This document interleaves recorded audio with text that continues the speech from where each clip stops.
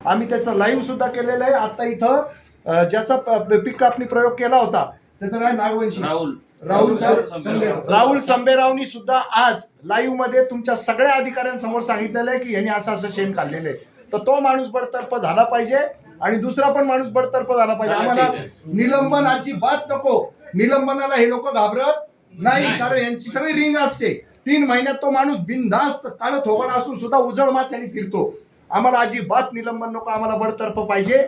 म्हणजे एकाच 2 जणांची बडतर्फी झाली की ताबडतोब अख्ख्या महाराष्ट्रभर त्याचा चाप बसेल. सर तुम्ही उंबरठा उत्पन्न म्हणताय, त्याचा स्केल आहे 70% जोखीम स्तर आहे. तो फॉर्म्युला तर पुढे राहिला हो. पीक कापणी प्रयोगच केले नाही, हा आमचा मुद्दा आहे. प्रयोग जर केले नाही, तुम्हाला ती योजना जर राबवता आली नाही तर बेनिफिशियरीला समयाशोध देऊन टाकायला सांगा.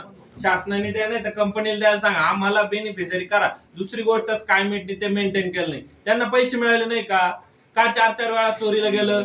त्याला जवळजवळ 8 फुटाचं फेन्सिंग लावायला सांगितलेलं आहे, तार कंपाऊंड. त्यांनी ते 3-3, 4-4 फुटाचं लावून ठेवलंय. एक लात मारली ते पडून जात. आता तुम्ही जाऊन पहा, त्याला फेन्सिंगच नाही, पैसे मिळाले नाही. करोडो रुपयाचं टेंडर निघालं स्कायमेटला आणि मेंटेन का नाही केलं. आणि तुम्ही म्हणताय की ते तुम्हाला माहित नाही, ते चालूच राहतं. तुम्हाला 4 महिने जर गायबच होतं तर काय ते पाऊस रेकॉर्ड करणार आहे. दुसरी गोष्ट, त्याच्या 5 मीटर एरियामध्ये जर काही डिस्ट्रक्शन नकोय, झाडं नकोय, इथं जाऊन पाहते त्या पूर्ण पाला त्याच्यामध्ये येतोय.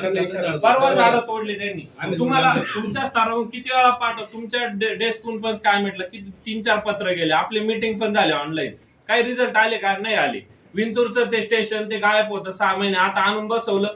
कमीत कमी आता बसवलं तर आधी तार कंपाऊंड करायचं, मग डिव्हाइस बसवायचं. 2-4 लाखाचं अजून ते तार कंपाऊंड केलेलं नाही त्यांनी. म्हणजे डिव्हाइस परत चोरायला आणून ठेवलं का त्यांनी. मग आमचा डेटा कसा जाणार? कसं मी 25,000 भरलेले, मला रुपयात राक्षस होत. बाकीचे शेतकरी असे करोडो रुपये तुम्ही गोळा करून शासनाला देतात आणि डिव्हाइस मेंटेन नाही. रिझल्ट काय मिळणार आहे? आणि तुम्ही ती तुमचे नियम हे सांगता. पहिल्या पण सुरुवात केली का मी सोलापूरला होतो, असं झालं तर झालं. ती स्टोरी आम्हाला नकोय.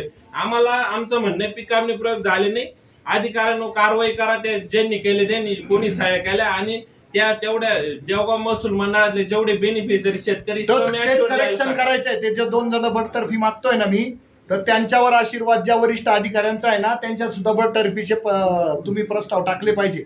कारण खालचा कर्मचारी जो आहे ना, तो असं मिसचिव्हस ऍक्टिव्हिटी का करतो, तर त्याला आशीर्वाद असतो वरिष्ठांचा. तर ते वरिष्ठ सुद्धा पकडले गेले पाहिजे. बाकीचे पण जे आता 12 प्रयोग तुमच्या मकाचे झाले इथं देवगाव महसूल मंडळात, 4 सोयाबीनचे झाले, 2 कांद्याचे झाले. त्याच्यापैकी एक प्रयोग फक्त आता जो मक्याचा इथं देवगाव झाला, 6 किलो उत्पन्न आलंय. तो फक्त बिट्या वगैरे सोडलेला पोर्टल फोटो अपलोड दिसतंय आणि प्रयोग केलेला आहे असं दिसतंय.